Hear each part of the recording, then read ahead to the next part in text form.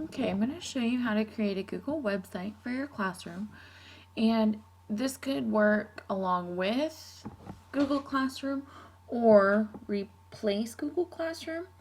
Um, However, it's more for the parents to have access to your classroom, not just the students. So this would give you a way to connect more with the parents at home than just the students. Because if you're using Google Classroom, then Google Classroom would be more for your students. Your Google website would be more for your parents. So what you're going to want to do is you're going to want to go to apps and you're going to want to go to sites. So your sites may not be on your quick select apps that you would normally use. So to get to sites, you're going to go to more and even more from Google. Then you're going to scroll down to home and office and you're going to click on sites.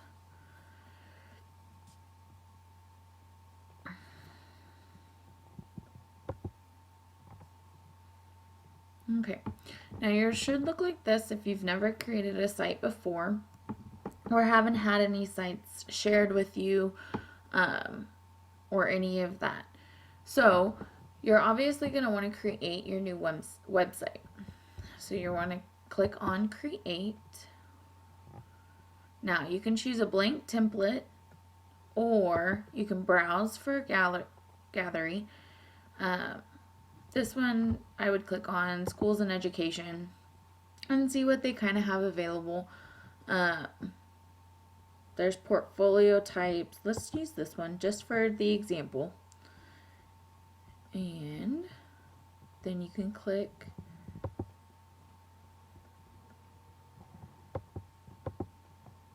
hold on.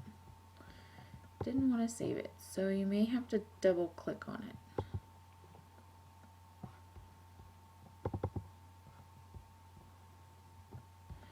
So then you have to scroll down and click on select to actually select that one. You're going to name your website. So I'm going to call mine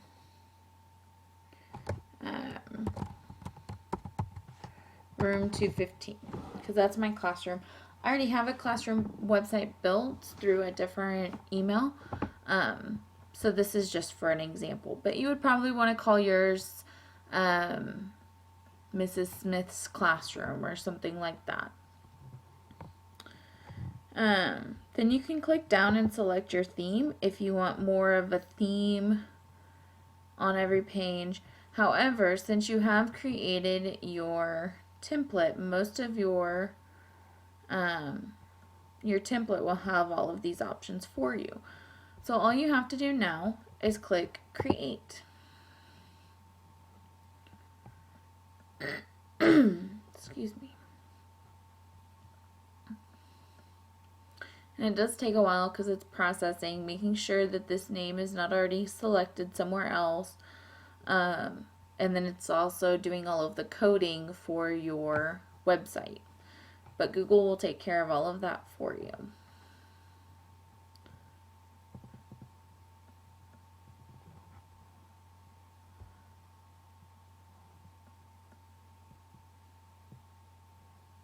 While we're waiting for that, I'm actually going to pull up my website.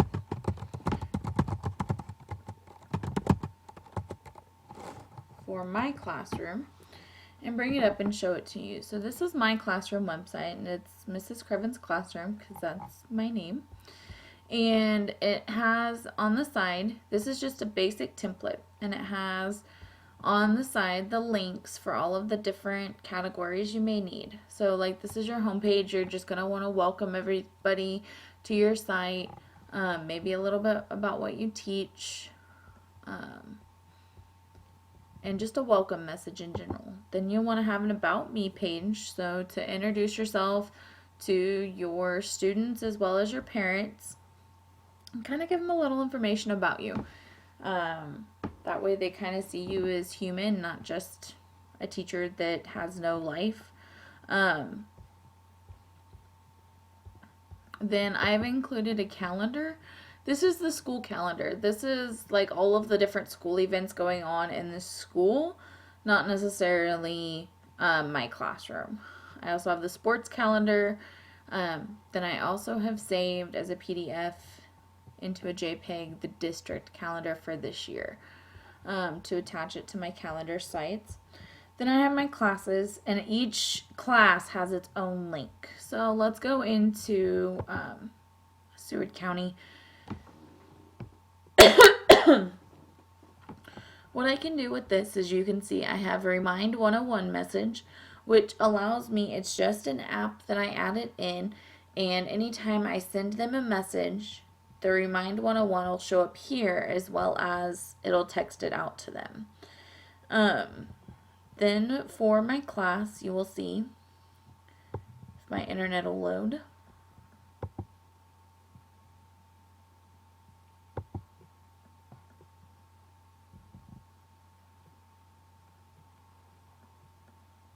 Let's see here. You will also see the syllabus. I have two syllabi. I have the one that Seward County actually gives me to teach from, as well as my own personal one that I use for my classroom. Then I have a calendar that has outlined every week what we're going to do in class, so they know what to expect when they come to class.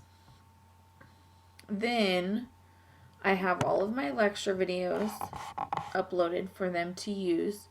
I also have all of the files uploaded that they may need. I would suggest, depending on what you have for your class, this is just in case they miss a day. However, it is if they want to do it online and then email it to me. So if they know they're going to miss a day, or if they're trying to work ahead, they've got some things coming up. That's how I put all my files up. But I would suggest that you could actually link them to your calendar. But you can't upload all of the necessary items. So that's Seward County. My other classes that I teach in the high school during the day all have their own link as well, and there are calendars set up to them, the lecture videos they may need, maybe some classroom examples of their project. Let's go into graphic design. And graphic design is set up similar to the Seward County page. But if I scroll all the way down to the bottom, you will see subpages. That's the only thing I don't like about the Google Sites is you can't put the subpages on the side with the links. They're at the very bottom. So if you have quite a bit of information, these sublinks will be at the very bottom, and sometimes they're hard to find. But I have my different examples that I can show the kids. So I have my scrapbook examples. Now, I had to change the format on them, so of course the scrapbook examples aren't as exact as what they would be if the kids were doing them in class. But it gives them an idea of what I expect for both of these. That way they know exactly what to expect when they're looking at their final project. So, some other classes, I have some different classroom links that we use in class on a regular basis. Contact information, frequently asked questions I have found is very helpful, because if you give the kids a website scavenger hunt or something like that, they're not going to want to actually look through it and find all of it. So what I do is I do a frequently asked questions page to allow the students to have, or parents to have, quick access. I have other resources which are from other conferences and presentations that I've done, as well as a note to the parents, or the most important is the student handbook. So then that way the parents and the students are on board with the student handbook. So that's a glimpse at my website. Let's go back to our other tab and see if your website has loaded. Still working on creating the site. So what I'm going to do to maybe speed up a little bit, I'm going to close my website to see if that helps a little bit. And it's not giving us an error, so it's just taking a while. Let's see what it says here.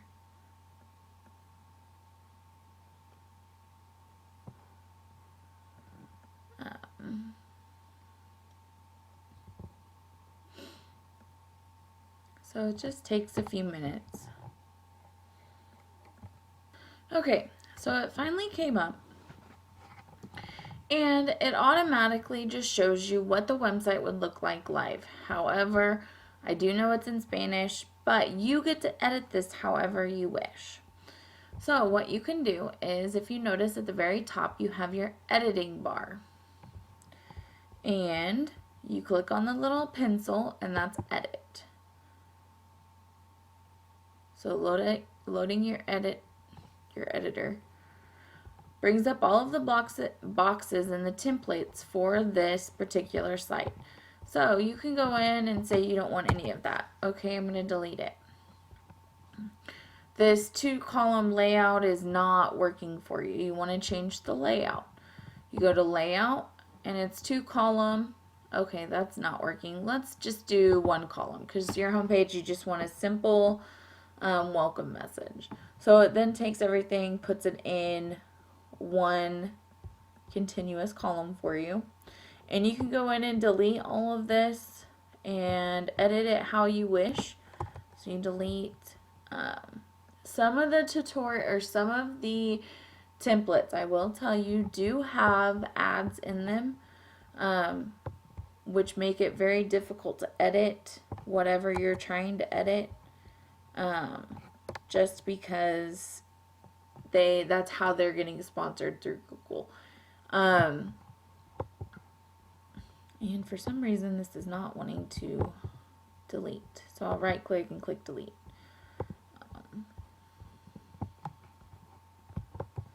So sometimes when you're trying to do this, these Google apps, sometimes they'll pop up where you can delete them, sometimes it won't.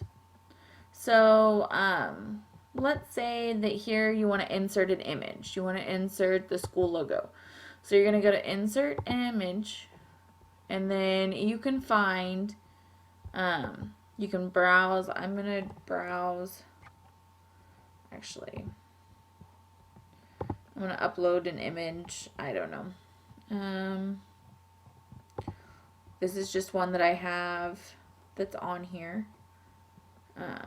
Let's use this one. And you just upload it.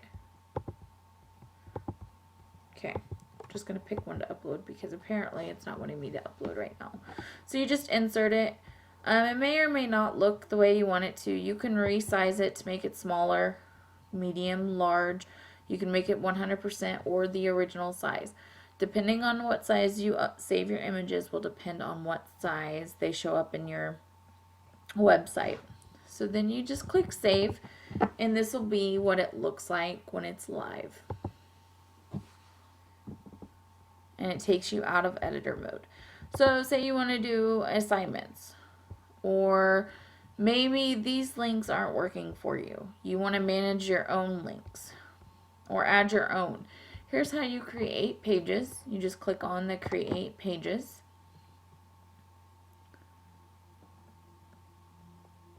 And you type the name of your page. Say you type Math 101. Or maybe better yet, pre-algebra. Do pre-alg just to make sure that it's not. Now, you can put it at top level, or you can make it a sub-page under assignments. So that's where you get to decide. Do you want this one to be your classes, and under classes you have each one like my website was set up? Or do you want it to be under assignments and you break down for each class the different assignments? I'm going to go ahead and put it under assignments just because it is for an example, and click create. It does take a minute to create, but it automatically loads you in editor mode. So you can, or I guess it does. So then you can type, welcome to pre-algebra.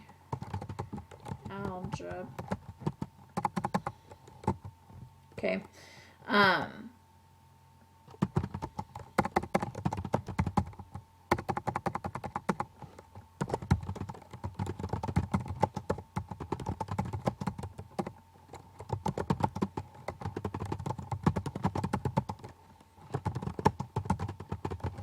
So you could type something brief like that, and then you could insert a calendar.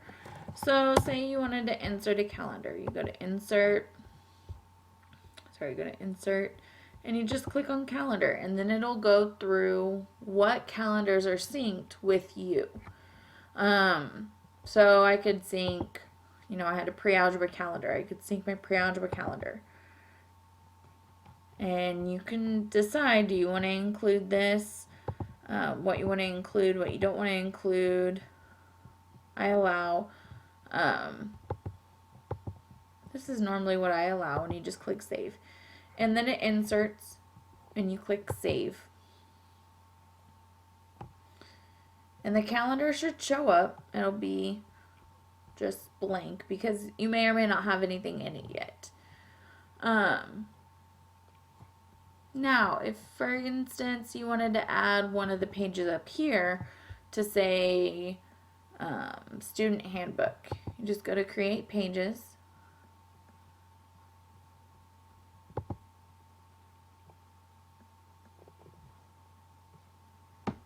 This is where you would put student.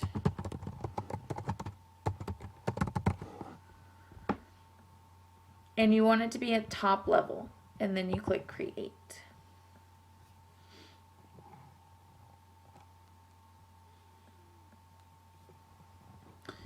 And here you may already have it uploaded to a Google Doc or to a PDF file. But you could go to insert and go to your Google Drive and say you have it in a document. And it'll look through what documents you have available. And I'm going to click this one just because it's something that I do have available. And click save. So maybe you have your student handbook saved to where you could get to it. Like I said, mine was created through a different email, so that's why some of my documents aren't showing up. So then you just click save. And this Google Doc will save.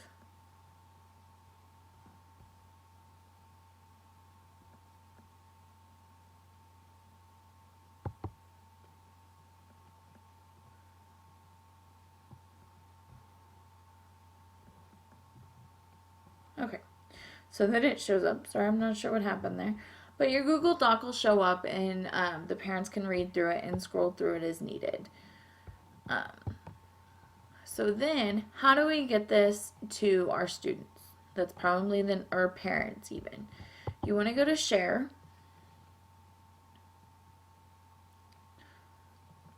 And it tells you that this is your link.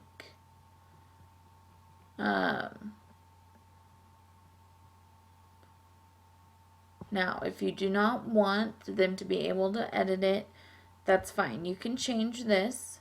So anyone at USD 214 Ulysses, which is our email account. So if anybody at Ulysses wants to see it, they can.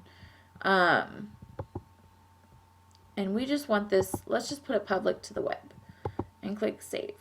So anybody can find it. That makes it super easy for the parents to find.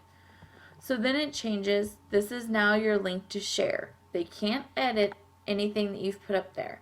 So what you do is you just copy this link right here and put it into an email that goes out to all of the parents. So with that, so I'm going to copy it. I'm going to click back up to my email, just compose an email. Say, I don't know, to whoever you want to. I'm just going to send it to me just so I can show an example. So like this is my personal email.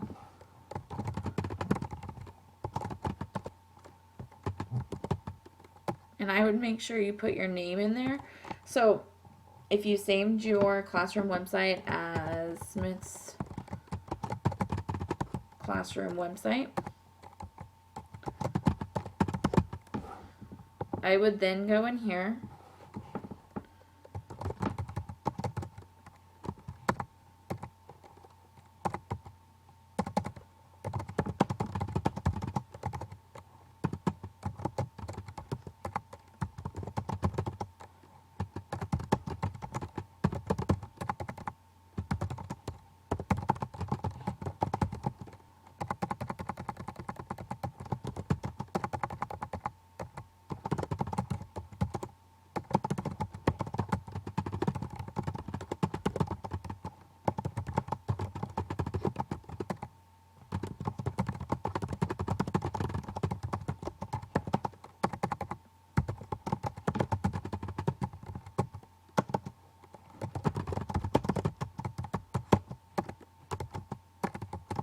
So you type a short message like that, and then you just paste it in there. So to paste, you do Control V or right click and click paste. And then you just send that message out. And this website, you'll find if parents have a little bit of knowledge of what's going on in your classroom, then they are more likely to be on your side when a student misses an assignment, because the parents will know exactly when those assignments were due just as well as the students. So then they can get on their students and say, well, why didn't you turn in this such and such assignment? Kind of gives you and parents, makes you guys on the same team instead of apart. So, if there are any questions, you can always contact me, look up my website, and send me an email. Thank you.